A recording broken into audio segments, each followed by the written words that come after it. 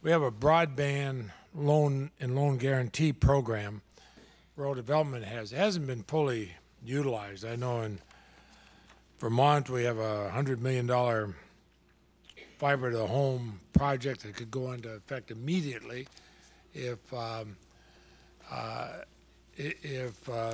they had the loan guarantees. As the Upper Valley of Vermont, it would create jobs, but enables even more jobs.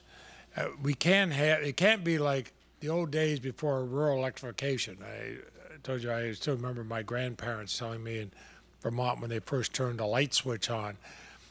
Now you wouldn't think of any part of the country without electricity, but we can't have parts of the country without broadband. We can create a lot of jobs in my state of Vermont. You can in Iowa and elsewhere in rural areas if you have broadband. So I would hope that you work with your rural development department and say, you've got the authority for that program, let's get it out into rural areas where they don't have broadband. Senator, one of the things I'm proudest of in terms of what I did as governor in terms of rural issues was to aggressively promote broadband access, high-speed access. It is a job creator immediately, obviously, as people install whatever mechanism you ultimately decide to provide the access. And then it is also a job creator afterwards because it creates opportunities for small businesses in the rural communities to have access not just to a local market, but to a global market.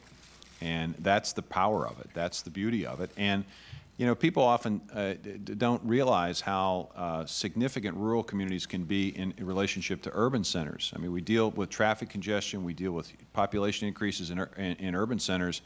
One of the ways we can address that is by creating vibrant rural communities where people feel comfortable living and have all the amenities, take some of the pressure off urban centers. So this is a very, very important issue for your state, but it's a very important issue for the country, and it is important for us not to put broadband necessarily where there's already broadband. That's fine, brings the prices down, but it doesn't address the issue that you've addressed, which is that there's some parts of the country that don't have it and should have it.